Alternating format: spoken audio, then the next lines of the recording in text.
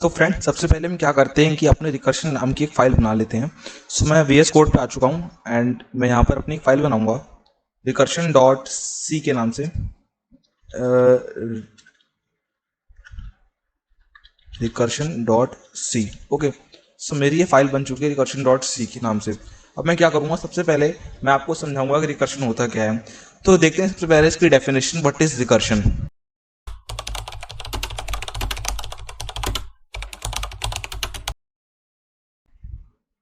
सो recursion क्या होता है? A function calling itself is called recursion. मैं यहाँ पे लिख देता हूँ वापस से। इफ थोड़ा जूम करता हूँ एंड बिलीव मी गाइस, बहुत से लोगों को ये कंसेप्ट काफ़ी ज़्यादा कंफ्यूजिंग लगता होगा एंड वो सोचते होंगे कि यार ये कैसा टॉपिक है, मतलब उन्हें समझ में नहीं आता है। शायद प्रॉब्लम ये रहती है, बट इस लेक्चर को देखने के बाद I am guaranteeing you that after watching this lecture you will never face. Okay, so what is a recursion? A function calling itself, जैसा कि आपने देखा, is called recursion. Okay, so a function calling itself is called recursion. बहुत speed से बोल दिया। Now अब मैं इसको बहुत प्रैक्टिकल समझाने वाला हूँ और एग्जांपल्स की हेल्प से समझाने वाला हूँ, तो आपको बिल्कुल भी फिक्र नहीं करनी है। सो स्टार्ट करते हैं। सो सपोज मेरे पास एक एग्जांपल लीजिए। एक एग्जांपल है कि एक मैंने फंक्शन बनाया एंड फंक्शन के नाम से, मैंने एफएनसी फंक्शन के नाम से फंक्शन बनाया मैंने, और इसके अंदर मैंने एक वैल्यू पास कर दी, मतलब एक इंटीजर तो लेगा, सपोज ही मैंने इंट एन दे दिया।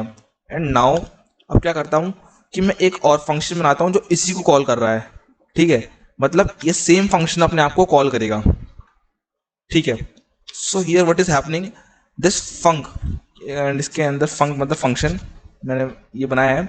So this is calling itself himself, मतलब इटसेल्फ मतलब ये देखिए आप अपने आप को ही कॉल कर रहा है। मैं भी कंफ्यूज हो गया, हिमसेल्फ सेल्फ कर रहा हूँ, मेरी अंग्रेजी भी ना। सो देखिए, सो ये अपने आप को ही कॉल कर रहा है। यहाँ पे देखिए ये अपने आप को ही कॉल कर रहा है। So what it is doing here, it is calling itself. So a function is calling itself, is calling itself. So ऐसा जब भी कुछ होता है कि एक फंक्शन अपने आप को ही कॉल करता है, तो उसे हम रिकर्शन कहते हैं, और उस कॉल को हम क्या कहते हैं? फंक्शन कॉल कहते हैं। तो इस केस में यहाँ पे क्या है, ये एक फंक्शन कॉल है। तो फ्रेंड्स देखते हैं अब रिकर्शन कब यूज होगा। ठीक है, so when to use recursion. Recursion को हमें कब यूज करना है? सो देखिए, जब भी एक बड़ी प्रॉब्लम एक छोटी प्रॉब्लम पर डिपेंड करती है ऑफ द सेम टाइप। अब कुछ समझ में आपको नहीं आएगा मेरे सेंटेंस से। When a big problem depends on a same problem of the same type, then we need recursion. तब हमें रिकर्शन की जरूरत पड़ती है। सपोज मेरे को मैं आपसे कह दूं कि 2 की पावर n, 2 की पावर आपको n निकालना है। सपोज 2 की पावर n नहीं, मैं अगर आप कहता हूँ कि 4 फैक्टोरियल निकालना है, सपोज 4 फैक्टोरियल आपको निकालना है, अरे 4 फैक्टोरियल, तो आप क्या करेंगे? आप 4 into 3 into 2 into, oh shift by रखा मैं, इंटू 3 इंटू 2 इंटू 1, ये करेंगे आप। मतलब अगर आपको 4 फैक्टोरियल निकालना है तो आप यही करेंगे। बट मैं क्या करूँ कि इसको मैं ऐसे ले सकता हूँ, इतने पार्ट को मैं ले सकता हूँ 3 का फैक्टोरियल। तो मैं क्या कह सकता हूँ कि जो ये 4 फैक्टोरियल है वो इस छोटी प्रॉब्लम पे डिपेंड करती है। मतलब जो ये बड़ी प्रॉब्लम, हमारे लिए तो बड़ी प्रॉब्लम क्या है? 4 फैक्टोरियल निकालना। मैं अगर आपसे कहूँगा 4 फैक्टोरियल निकालो, तो आपके लिए सबसे बड़ी प्रॉब्लम होगी कि मुझे 4 फैक्टोरियल निकालना है। बट अगर मैं इस 3 फैक्टोरियल को कैलकुलेट कर लूँ, जो कि इसकी कंपेरिजन में एक छोटी प्रॉब्लम है, so here big problem is depending on what, of the same type small problem. So इस केस में हम रिकर्शन का यूज करते हैं, जहां पर एक बड़ी प्रॉब्लम एक छोटी प्रॉब्लम पर डिपेंड करती है। अब मुझे पता है आपको समझ में कुछ नहीं आ रहा होगा, चलते हैं आगे देखते हैं। सो देखिए, मैं इसे ऐसे ले सकता हूं क्या, फैक्टोरियल 4, थोड़ा सा शॉर्ट कर देता हूं, इतना काफी है। क्या ये इसके इक्वल होगा? 4 इंटू फैक्टोरियल ऑफ 3। सो ऐसा बिल्कुल सही है। एंड इन दिस केस आप देखते हैं कि ये चीज है, ये आपकी एक क्या है, शॉर्ट प्रॉब्लम है, मतलब एक स्मॉल प्रॉब्लम है, और ये आपके लिए क्या एक बिगर प्रॉब्लम है। और जो ये प्रॉब्लम है ये डिपेंड करती है इसके ऊपर। ठीक है, मतलब ये वाली प्रॉब्लम इस पर डिपेंड करती है। अगर मैं इसको कैलकुलेट कर लूँ तो मैं इजिली 4 से मल्टीप्लाई करके इसका आंसर निकाल सकता हूँ। ओके, सो यही काम आपका रिकर्शन काफ़ी आसानी से कर देता है। अब वो कैसे कर देता है, एक प्रोग्राम की हेल्प से हम समझते हैं। चलो उससे पहले मैं आपको एक और चीज़ समझाता हूँ। सपोज मैं आपसे कहता हूँ कि 2 की पावर 5 निकालिए, 2 की पावर 5। सो 2 की पावर 5 अगर आप निकाल, मैं कहता हूँ तो कैसे निकालेंगे, 2 इंटू 2 इंटू 2 इंटू ऐसे 5 टाइम्स आप मल्टीप्लाई करेंगे। सो इन दिस केस आप देख रहे हैं कि 2 को 5 टाइम्स मल्टीप्लाई करके आप इस बड़ी प्रॉब्लम को सॉल्व कर देंगे। मेरे लिए क्या है, ये एक मेरे लिए एक बड़ी प्रॉब्लम है। ये क्या है, जो सॉल्व करना है मुझे, वो मेरे लिए क्या है, बिग प्रॉब्लम। बिग प्रॉब्लम मान लीजिए आप उसको, ठीक है। बट क्या मैं इतने पार्ट को लिख सकता हूं, 2 की पावर 4, 2 की पावर 4? तो कुछ मैंने गलत करा? बात तो वही है ना, 2 की पावर 4 से 2 की मल्टीप्लाई होगी तो 2 की पावर 5 हो जाएगा और मुझे मेरा आंसर मिल जाएगा। सो बेसिकली ये मेरे लिए क्या है, एक शॉर्ट प्रॉब्लम है। सो मैंने क्या करा, 2 से मल्टीप्लाई कर दी किसकी, एक स्मॉल प्रॉब्लम की।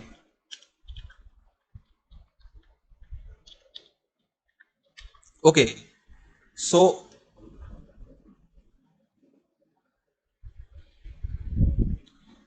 आपने इतना समझा, बट अभी आपके मन में कुछ समझ में नहीं आ रहा होगा कि मैं करना क्या चाह रहा हूँ, क्यों मैं एक बड़ी से क्वेश्चन को छोटे पार्ट में तोड़ दे रहा हूँ।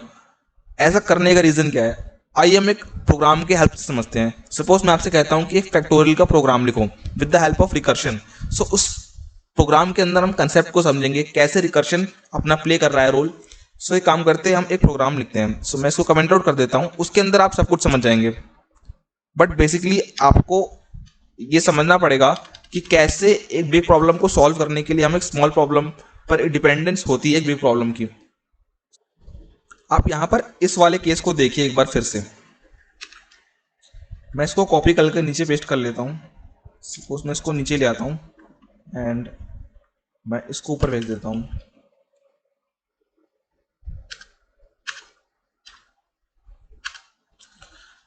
सो यहां पर देखिए आप 4 फैक्टोरियल, 4 फैक्टोरियल की वैल्यू क्या होती है, 4 इंटू 3 फैक्टोरियल, ठीक है। एंड अगेन 3 फैक्टोरियल की वैल्यू क्या होती है, 3 into 2 factorial, okay. And 2 factorial की वैल्यू क्या होती है, 2 इंटू 1 फैक्टोरियल। अगेन 1 फैक्टोरियल की वैल्यू क्या होती है, 1, ओके। 1 फैक्टोरियल वैल्यू क्या होती है, 1 ही होती है। उसके बाद 0 फैक्टोरियल, अरे अरे अरे, ये तो मेरी बेस कंडीशन हो गई। 0 फैक्टोरियल क्या होता है, 1। इसके यहाँ पे तो, इसके पीछे तो कुछ भी नहीं होता है ना।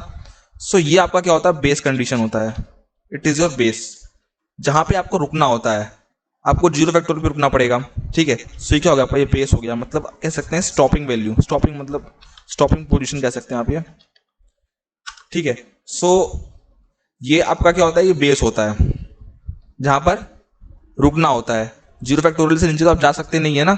सो 1 फैक्टोरियल के बाद क्या है, 0 फैक्टोरियल। ऐसे आप ऊपर कितने जा सकते हैं, 5 factorial, 6 factorial, 7 factorial and so on.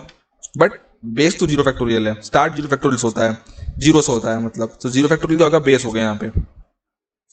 तो अब देखते हैं प्रोग्राम में, मैं एक प्रोग्राम लिखता हूँ,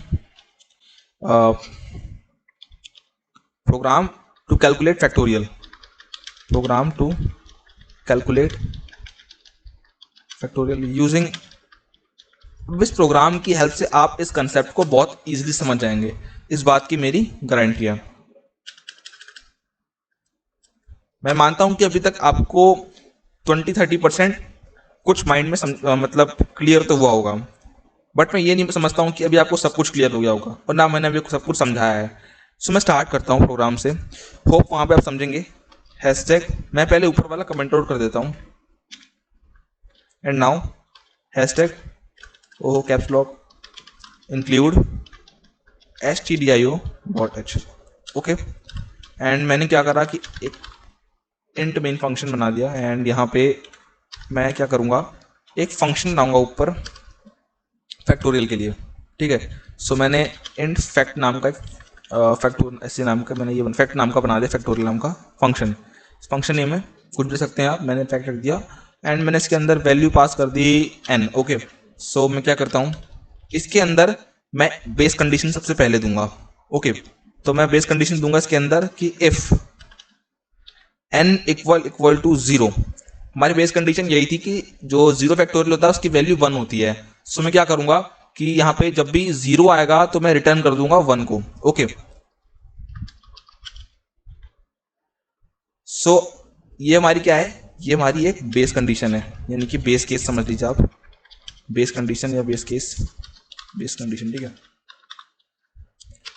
एंड नाउ मैं क्या करूंगा कि इस फैक्टोरियल को निकालने के लिए, जैसे कि मैंने बताया था ऊपर कि अगर आपको फैक्टोरियल कैलकुलेट करना है, suppose 5 factorial, 5 factorial 2 factorial calculate करना है अगर सपोज आपको, जो कि मेरे लिए क्या बिग प्रॉब्लम होगी, तो मैं क्या करूंगा, मैं इसको 2 × 1 का फैक्टोरियल लिख सकता हूँ इस तरीके से, जहां पर मेरी 1 फैक्टोरियल स्मॉल प्रॉब्लम होगी एंड यहाँ पर जो ये 2 फैक्टोरियल होगा मेरे लिए बिग प्रॉब्लम होगी।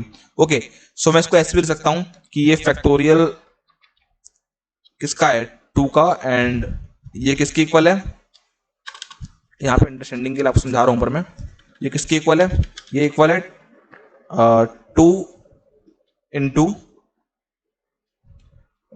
Into factorial of 1। ओके, और थोड़ा मैं इसको शॉर्ट कर देता हूँ, मैंने अपने केस में फैक्ट नाम का फंक्शन बनाया है तो फैक्ट यहाँ पे यूज करूंगा, फैक्टोरियल के लिए फैक्ट नाम बनाया मैंने, चाहे तो फैक्टोरियल नाम का फंक्शन आ सकता था। एंड सपोज मुझे किसी वैल्यू के लिए निकालना है तो यहाँ पे n लिख सकता हूँ, 2 था यहाँ पर, और यहाँ पर 1 है तो मैं n-1 लिख सकता हूँ। सो क्या मैंने सही करा है, एक बार देख लीजिए आप, क्या ये वही है।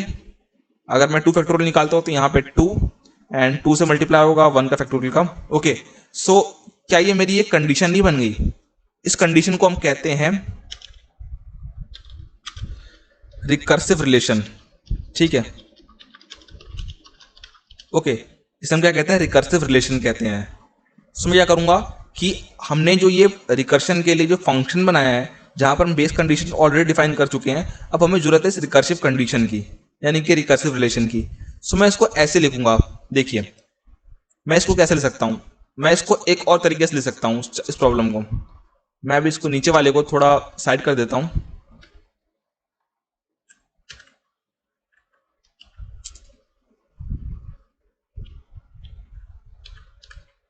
सो देखिए मैं इसको थोड़ा जूम कर देता हूं, एंड यहां पर देखिए आप,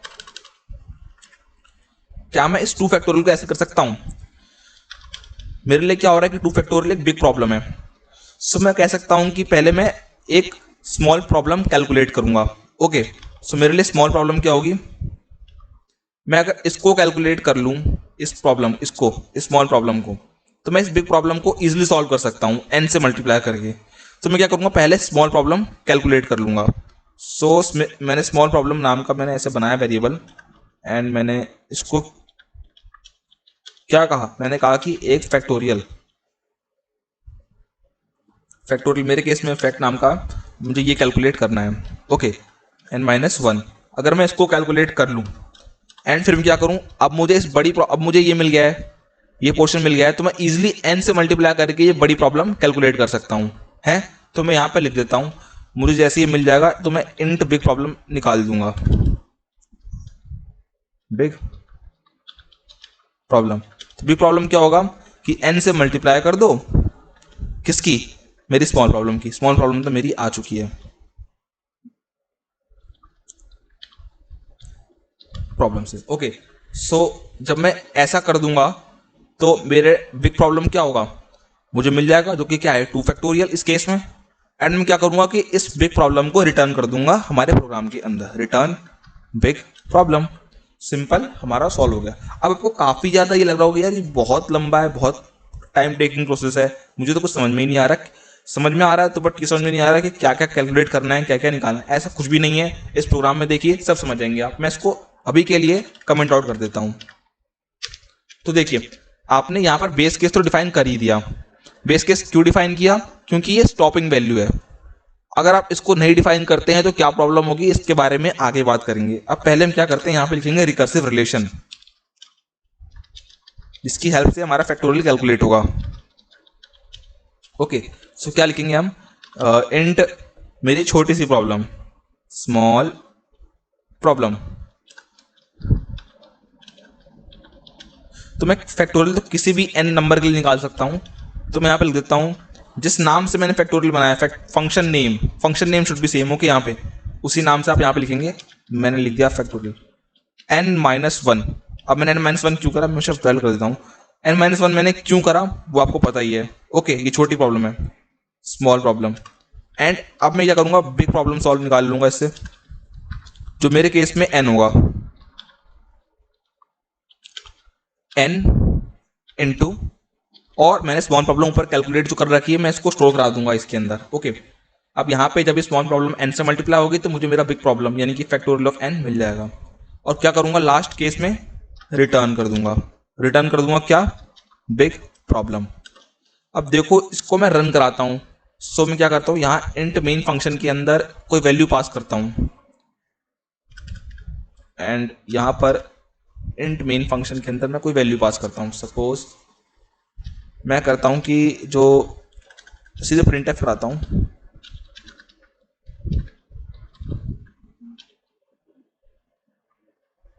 %d, एंड मैं यहां पे क्या करता हूं, इसके अंदर वैल्यू पास करता हूं, फैक्टोरियल के अंदर वैल्यू पास।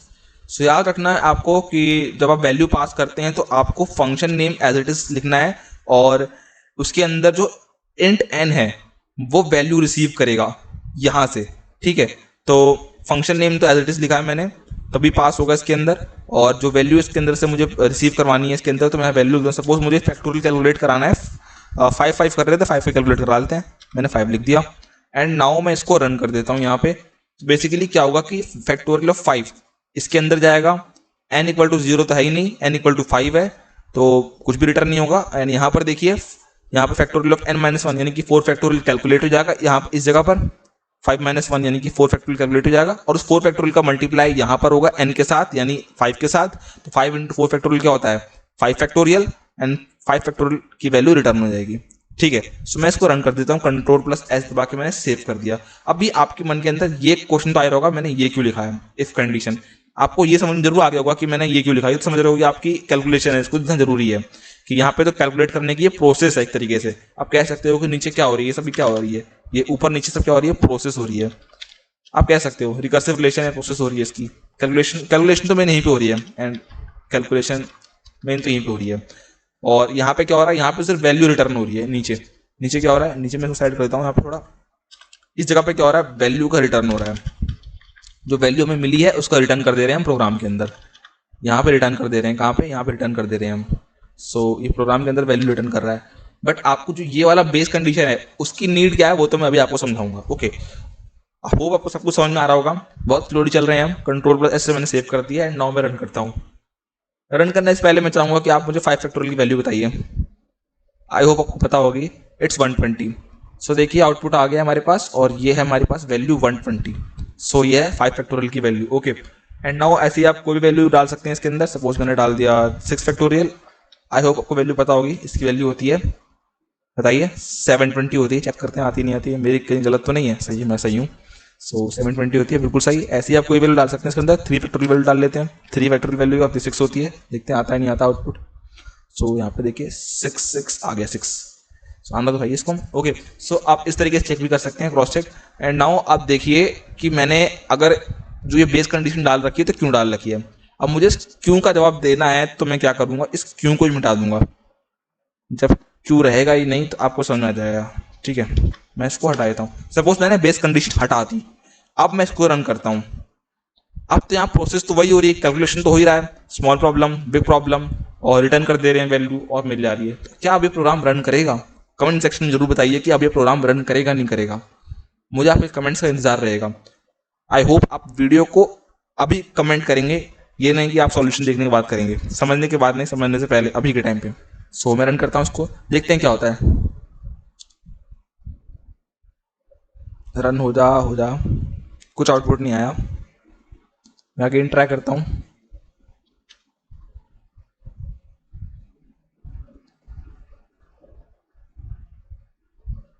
अब भी कुछ आउटपुट नहीं आया। बेसिकली आउटपुट तो आता है, बट क्या होता है कि अब इसमें आउटपुट शो नहीं कर रहा है। मुझे नहीं लग रहा है इसमें क्या प्रॉब्लम हो रही है, आउटपुट शो नहीं कर रहा है। बट आउटपुट तो आएगा। बट क्या होता है ना, यहाँ पे देखिए मैं बताता हूँ उसकी नीड क्या होती है।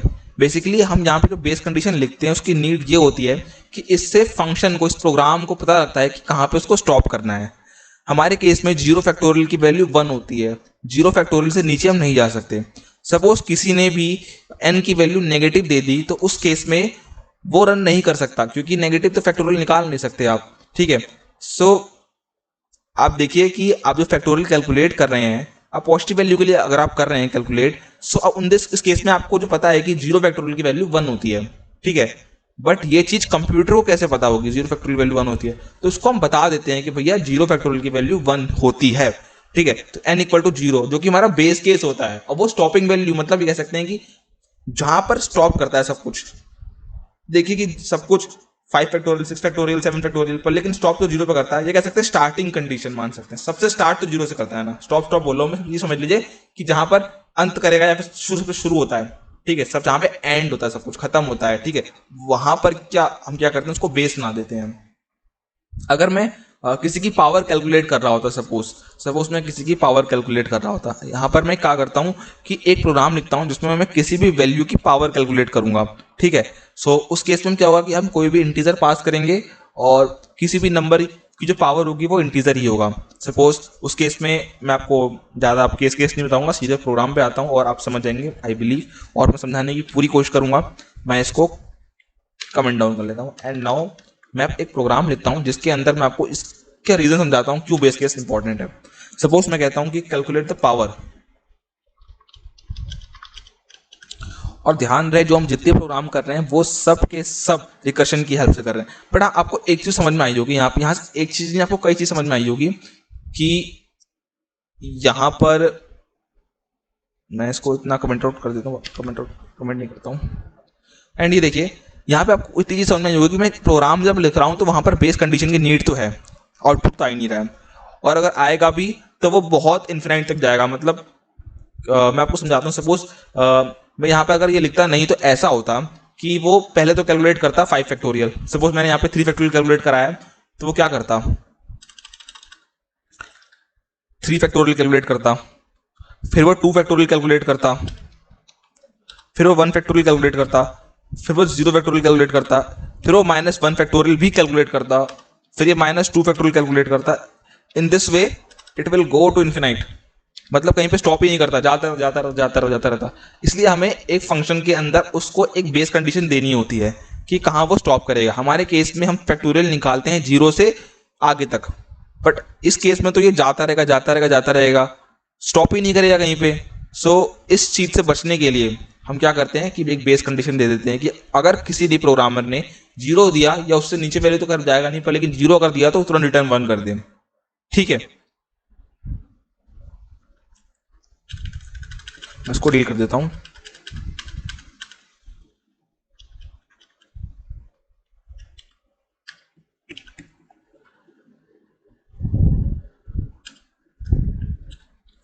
इससे पहले मैं कैलकुलेट द पावर समझाऊं, आपको ये बात भी समझ में आई होगी कि जब मैं एक प्रिकर्शन का प्रोग्राम बनाता हूं तो क्या होता है, बेसिकली आपके एक फंक्शन बनता है। फंक्शन आप किसी भी डेटा टाइप का बना सकते हैं, मैंने इन टाइप का बनाया, इंट रिकर्शन रिकर्शन प्रोग्राम। तो उसके अंदर क्या होता है कि सबसे पहले तो एक बेस कंडीशन होती है। क्या होती है? एक बेस कंडीशन। ठीक है, उसके बाद क्या होता है, बेस कंडीशन के बाद उसके अंदर होती है रिकर्सिव रिलेशन।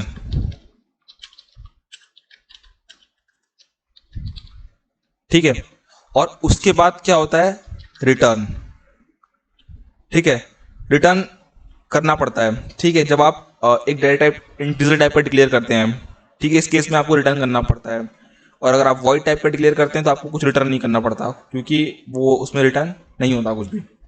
सो बेसिकली आप रिटर्न भी लिख सकते हैं, आप भी लिख सकते हैं कि कुछ इंक्रीमेंट अपडेशन भी होती है, इंक्रीमेंट या फिर अपडेशन।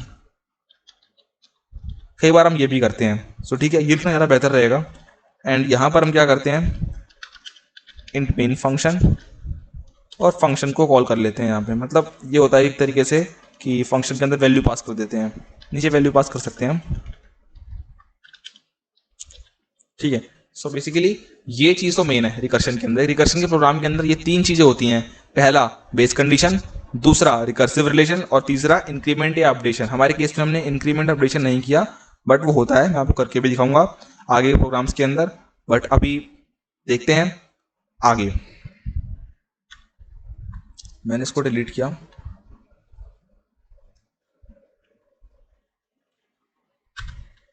एंड नाउ मैं प्रोग्राम लिखूंगा जिसके अंदर मैं पावर कैलकुलेट कर रहा हूँ। वैसे मैं आपसे अगर ये भी कहूँ कि आपने जो ये प्रोग्राम लिखा है ऊपर का, क्या मैं इसको ऐसा नहीं कर सकता? ध्यान से देखिए एक बार आप, अगर आप इस प्रोग्राम को ध्यान से देखिए कि हम पहले स्मॉल प्रॉब्लम कैलकुलेट कर रहे हैं, फिर उसकी मल्टीप्लाई हम बिग प्रॉब्लम निकालने के लिए एन से कर रहे हैं और उसके बाद उसको रिटर्न कर दे रहे हैं। हम ऐसा कर रहे हैं, बट क्या मुझे ऐसा करने की नीड है? मैं सेपरेटली स्मॉल कैलकुलेट करूं फिर बिग करूं? नहीं, जरूरी नहीं है। जो एडवांस प्रोग्रामर होते हैं वो कभी भी ऐसा नहीं करते हैं, वो फटाफट कैलकुलेट कर देते हैं। यानी कि हमारी केस में जो ये हमने कर रखा है रिटर्न बिग प्रॉब्लम, हम डायरेक्टली भी ऐसे कर सकते थे। मैं स्मॉल प्रॉब्लम ना कैलकुलेट करूं, डायरेक्टली भी नहीं कर सकता कैलकुलेट। मैं सपोज इसको मैं डिलीट मारता हूं यहाँ से, मैं डायरेक्टली भी कर सकता हूँ ये चीज।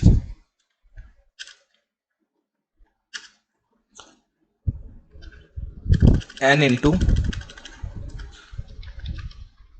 फैक्टोरियल ऑफ n-1 और मैं इसी को रिटर्न कर दूं डायरेक्ट। मैं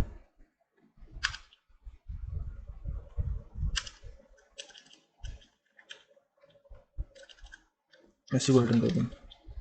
ऊपर तो बेस केस मैंने डिफाइन ही नहीं किया, कर देता हूं। इफ n इक्वल टू 0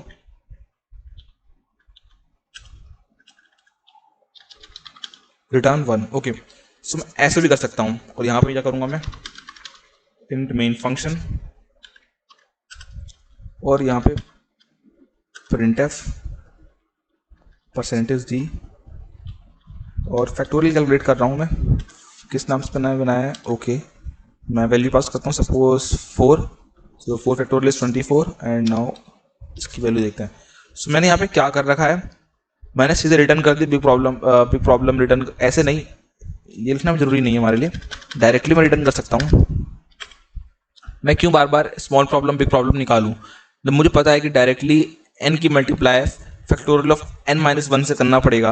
यानी कि अगर मुझे 4 फैक्टोरियल कैलकुलेट करना है तो मुझे 4 इंटू 3 फैक्टोरियल मल्टीप्लाई करना ही पड़ेगा। तो मैं क्यों बार बार पहले स्मॉल प्रॉब्लम निकालूं फिर बिग प्रॉब्लम निकालूं?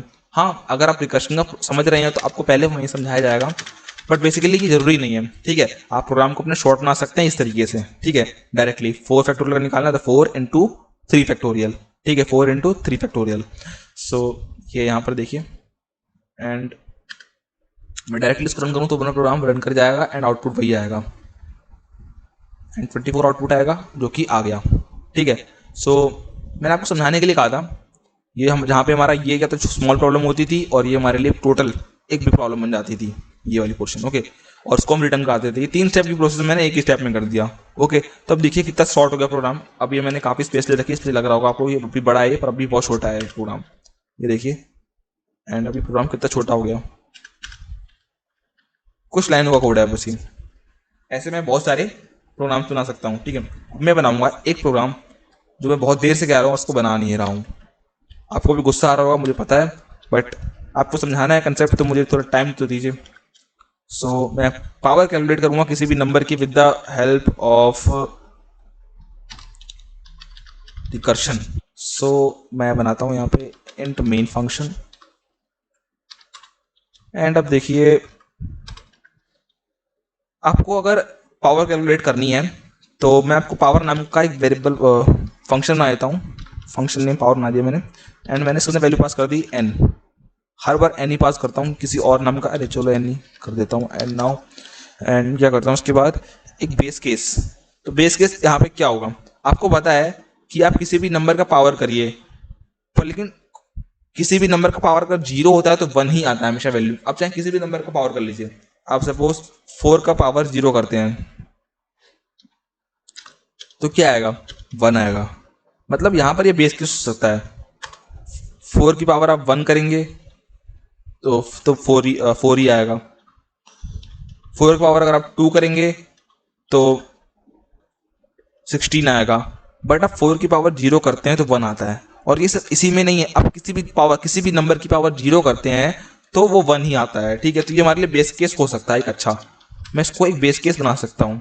सो आप भी बेस केस उसको बनाइए जहां पर कुछ मतलब सबसे पहले यूनिक स्टार्ट होता है, सबसे जहां पर कंप्लीटली एंड होता है। ये देखिए 1 2 3 4 से तो स्टार्ट हो रहा है पर लेकिन एंड तो 0 हो रहा है, मतलब ये तो कह सकते हैं कंप्लीटली जो स्टार्टिंग में, मतलब आप मेरे शब्दों को समझिए। ठीक है, उसको बेस केस बना देंगे हम। ठीक है, सो मैंने इसके यहाँ पे बेस केस बना दिया इसको। ये हर जगह, मतलब मेरे पास वर्ड्स नहीं बोलने के लिए, ये हर जगह एप्लीकेबल है। ठीक है, आप किसी भी नंबर की पावर करिए 0 1 नहीं आएगा, इसलिए मैंने इसको बेस केस बना दिया। अब देखिए, मैं यहाँ पे बेस केस लिखूंगा सबसे पहले, जो कि मुझे सबसे पहले लिखना होता है क्या, बेस केस। शायद मैंने ऊपर वाला प्रोग्राम डिलीट मार दिया जहाँ मैंने बताया था, एंड कोई नहीं, आपको पता ही है कि सबसे पहले बेस केस आता है। तो मैं इफ के अंदर डालूंगा बेस केस। जब भी n इक्वल टू 0 होगा तो आपको रिटर्न कर देना है 1। ओके, अब पावर, अब आपको पावर कैलकुलेट करनी है। सपोज मैं कहता हूं कि आपको 3 की पावर 2 कैलकुलेट करनी है, तो क्या आप इसे ऐसे लिख सकते हैं, 3 × 3 की पावर 1, ओ 1। आप इसको ऐसे लिख सकते हैं बिल्कुल, हाँ तो आप लिख सकते हैं। बट मैं अगर आपसे कहूँ किसी बड़े नंबर 10 की पावर आपको कैलकुलेट करनी है, सपोज 10, तो आप क्या इसको ऐसे नहीं कर सकते, 10 की पावर 10 × 10 की पावर 9, आप ऐसे कर सकते हैं। सो यहाँ पर देखिए, यहाँ पर क्या होगा, ये जो बड़ी प्रॉब्लम है आपकी वो किस पे डिपेंड कर रही है, इस स्मॉल प्रॉब्लम पे। अरे ये तो वही बात हो गई बिग स्मॉल प्रॉब्लम वाली। बट मैं तो इसको शॉर्ट तरीके से भी कर सकता हूँ, बट नहीं, मैं आपको पहले बिग प्रॉब्लम से, बिग शॉर्ट प्रॉब्लम की टेक्निक से करके दिखाऊंगा, उसके बाद ही शॉर्टकट हम जब मारेंगे। सो यहाँ पर देखिए, यहाँ पे आपको समझ में आ रहा है ना। तो यहाँ पर मैं कह सकता हूँ इसको कि किसी भी सपोज मैं कोई भी कह दूँ कि पावर ऑफ n, मुझे किसी भी नंबर की पावर निकालनी है, तो मैं क्या करूँगा कि n की मल्टीप्लाई कर दूंगा पावर ऑफ n-1। क्या ये बिल्कुल सही है रिलेशन? सो ये रिलेशन बिल्कुल सही है। ओके, सो ये क्या मेरे लिए होगा, ये मेरे लिए हो गई एक रिलेशन, रिकर्सिव रिलेशन। ठीक है, अब वो n क्या है, n पावर है हमारे लिए, बाकी उसकी बेस हम डिसाइड करेंगे प्रोग्राम के अंदर कि हमें किसकी ऊपर पावर लेनी है, 2 के ऊपर, 3 के ऊपर। ठीक है, सो ये वाला पोर्शन तो आप समझ गए होंगे कि कैसे आया रिकर्सिव रिलेशन वाला, इस ऊपर वाले को देख करके। ठीक है, सो मैं क्या करता हूँ, इसको as a recursive relation directly use कर सकता हूँ। यहाँ पर मैं क्या करता हूँ, पहले इसको कमेंट आउट कर देता हूँ। सो मैं बनाता हूँ एक इंट स्मॉल प्रॉब्लम,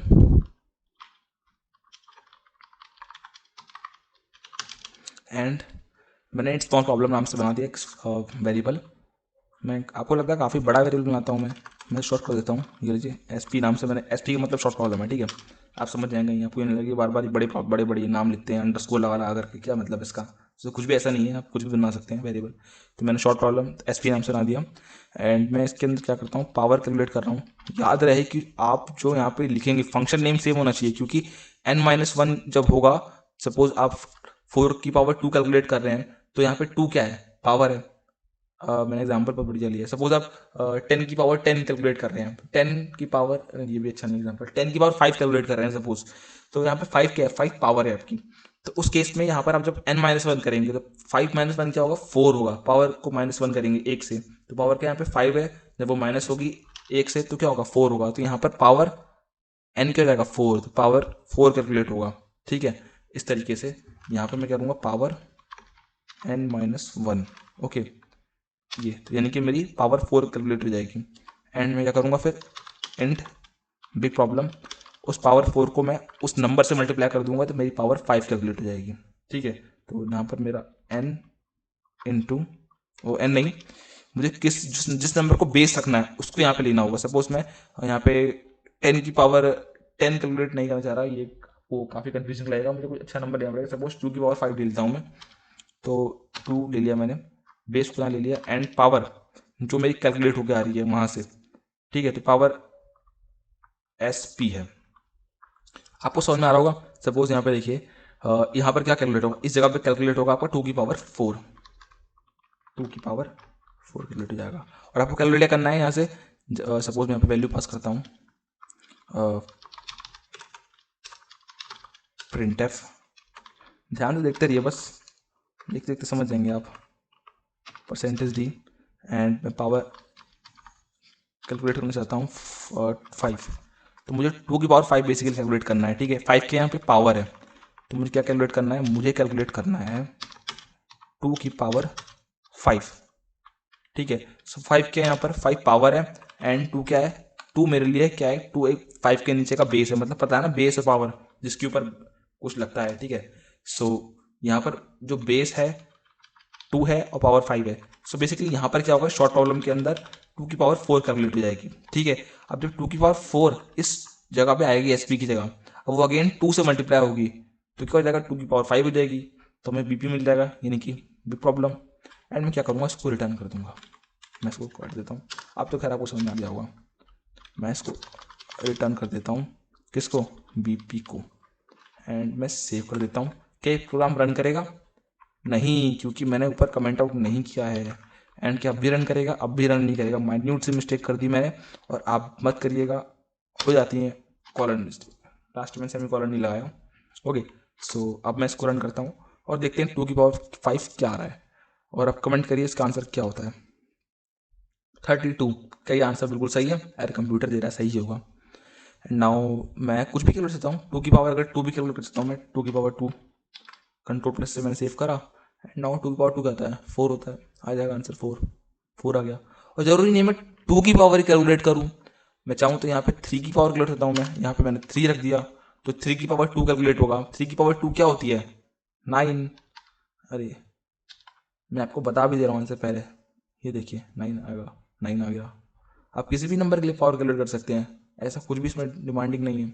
सो समझ ही रहे होंगे आप, यहाँ पे बेस है, यहाँ पे 3 की पावर आप 2 कैलकुलेट कर रहे हैं, 3 की पावर 1 यहाँ पे कैलकुलेट हो जाएगा, और कैलकुलेट होने के बाद जब 3 से मल्टीप्लाई होगा तो 3 की पावर 2 अगेन हो जाएगा वो, और रिटर्न हो जाएगा सॉल्व होकर के।